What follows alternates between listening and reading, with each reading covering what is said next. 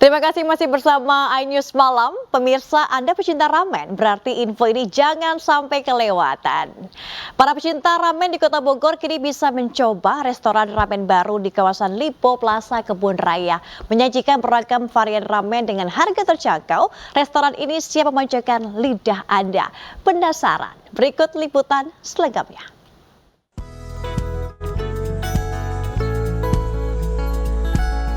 Siapa yang tidak kenal Ramen Ya? Salah satu restoran ramen dengan cabang terbanyak di Indonesia. Pada Kamis siang, restoran ramen ini resmi hadir di Lipo Plaza Kebun Raya, Kota Bogor, Jawa Barat. Keberadaan restoran ini direspon positif para pelanggan setia. Nyatanya, para pengunjung tidak henti berdatangan sejak menit awal dibuka. Harganya juga harga pelajar. Oh, harganya terjangkau ya oleh kantong pelajar ya. Nah, tadi menu apa aja yang sempat dirasain? Tadi saya pesan yang salted egg dry ramen. Itu rasanya ada rasa salted egg-nya, sama dikasih juga telurnya. Ramen Ya yang dibuka di Lipo Plaza Kebun Raya merupakan restoran ke-79. Khusus selama grand opening, pelanggan dapat menikmati promo buy one get one. Setiap pembelian ramen kuah varian apapun, pelanggan mendapatkan gratis satu menu legendary chicken ramen. Ini pembukaan ramennya di Lipo Plaza Kebun Raya Bogor yang ke-79. Dan kebetulan hari ini di tanggal 7 Desember 2024 kita juga ada promo nanti di tanggal 11 sampai 14 Desember itu buy one get one, beli satu ramen gratis satu ramen. Beragam menu favorit perpaduan cita rasa Jepang dan Indonesia di sini. Mulai dari chicken curry katsudon hingga ramen sambal matah. Tidak lupa menu pendamping juga tersedia, mulai dari gyoza hingga aneka tempura. Untuk masalah harga, pengunjung tidak perlu khawatir karena menu ramen di sini dibanderol dengan harga terjangkau yang tentunya ramah dengan dompet Anda. Sudah makin penasaran? Dari Bogor, Jawa Barat, Furqon Munawar, iNews melaporkan.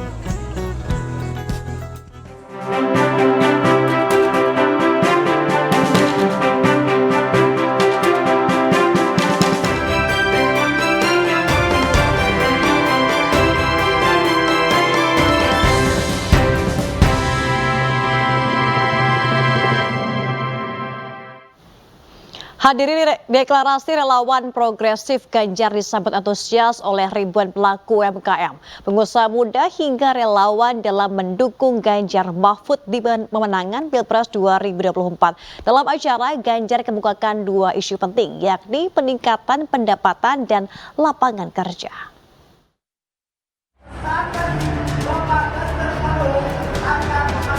Calon Presiden nomor urut 3, Ganjar Pranowo disambut antusias gembira oleh pengusaha, pelaku UMKM, hingga relawan dalam acara deklarasi progresif di Gedung Smesco, Jakarta Selatan.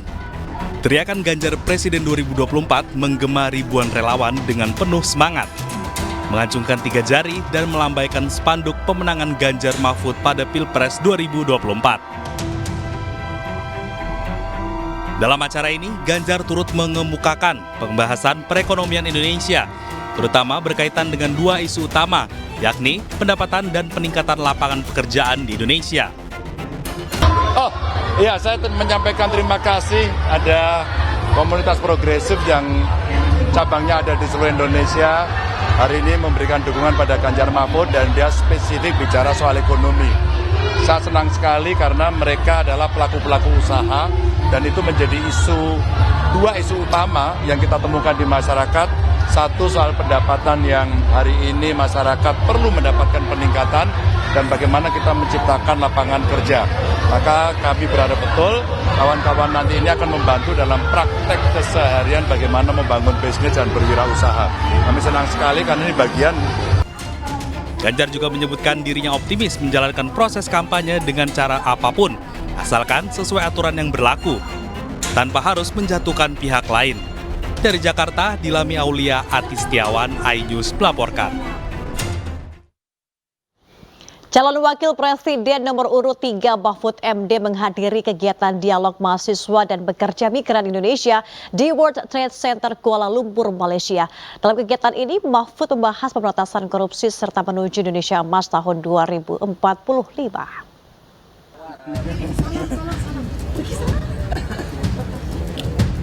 Calon Wakil Presiden dari Partai Perindo, Profesor Mahfud MD kembali melakukan kegiatan kampanyenya.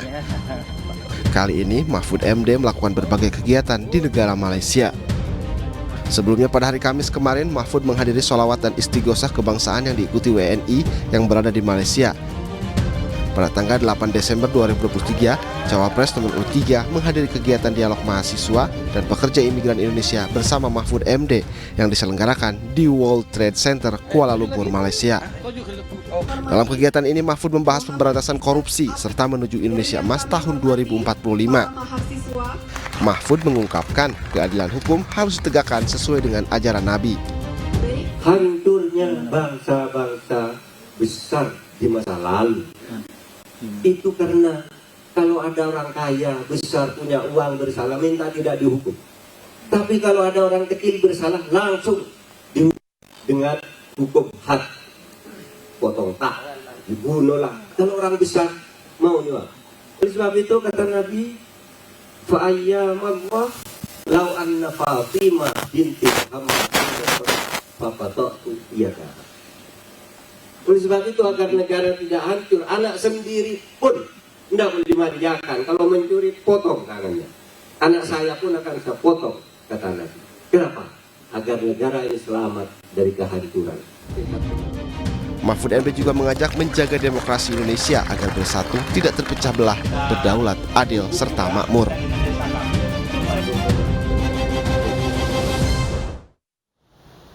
Calon Presiden Prabowo Subianto berkampanye di Kampung Nelayan Cilincing, Jakarta. Sementara calon Wakil Presiden Muhaimin Iskandar menghadiri peluncuran 1 juta jubir desa Anies Muhaimin.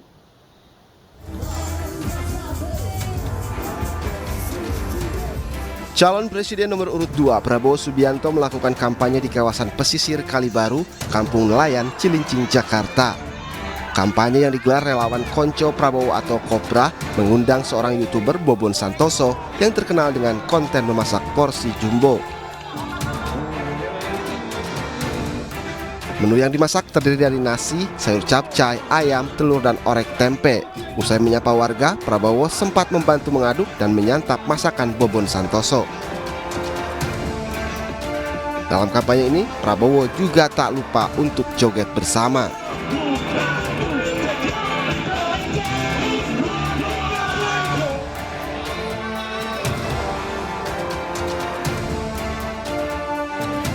Sementara itu, calon Wakil Presiden nomor urut 1 Muhaimin Iskandar menghadiri peluncuran 1 juta jubir desa Anies Muhaimin di Gedung Pandang Sari Taman Wiladatika, Cibubur, Jakarta.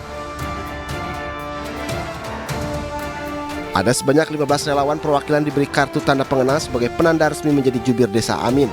Caimin berharap program 1 juta jubir desa mampu memberikan informasi kepada seluruh lapisan masyarakat, terutama mengenai perkembangan dalam rangka mengkonsolidasikan kekuatan pendukung Anies Muhaimin. Dari Jakarta, tim liputan iNews melaporkan. Seorang nenek di Malang, Jawa Timur berorasi kritisi netralitas TNI Polri. Setelah viral, nenek bernama Agung Sinta itu didatangi polisi karena orasinya, namun bukan untuk intimidasi, melainkan klarifikasi.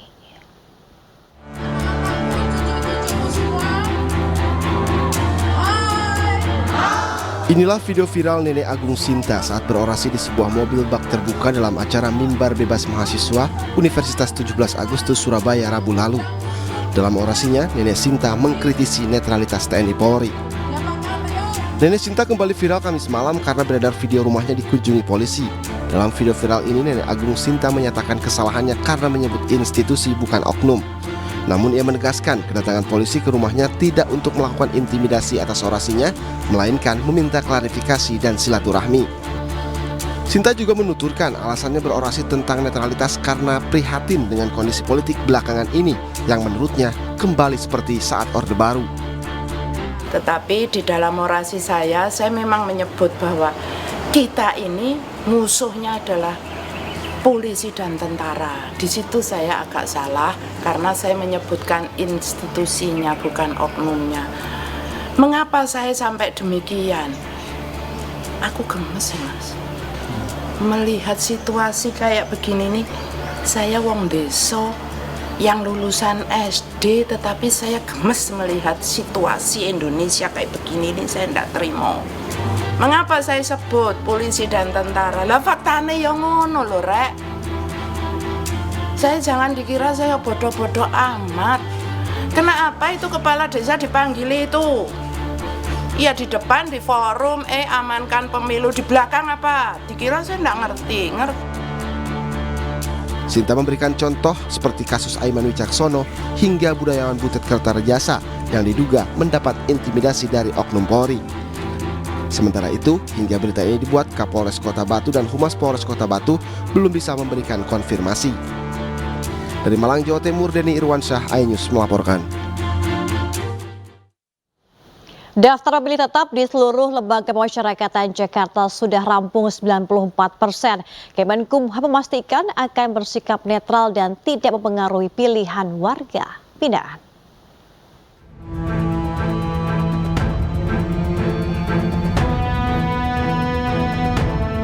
Kantor Wilayah Kementerian Hukum dan HAM DKI Jakarta menggelar ikrar netralitas petugas pemasyarakatan pada pemilu 2024 Jumat pagi di Jakarta Timur. Apa yang dilakukan untuk mengingatkan seluruh jajaran Kemenkumham bersikap netral dalam pemilu dan tidak mempengaruhi pilihan warga binaan. Selain itu, sebanyak 94% warga binaan di Jakarta sudah masuk dalam daftar pemilihan tetap. Terhadap seluruh petugas pemasyarakatan bersikap netral terhadap pelaksanaan pemilu tahun 2024. Oleh karena itu tadi dari mulai Kadipas, Kepala UPT Pemasyarakatan sampai kepada jajarannya itu wajib menandatangani ikrar itu. Ibnu Culdun juga menegaskan tidak ada kampanye di lapas. Hal itu guna menghindari konflik-konflik warga binaan yang memiliki hak pilihan mereka masing-masing. Sebanyak 56 TPS disiapkan Kementerian Hukum dan HAM untuk sekitar 14.000 warga binaan yang tersebar di Jakarta. Nantinya dalam satu TPS terdapat 7 anggota yang mengamankan jalannya pemilihan, di antaranya petugas KPU, TNI Polri, serta petugas lapas. Dari Jakarta Timur, Rio Manik, iNews melaporkan.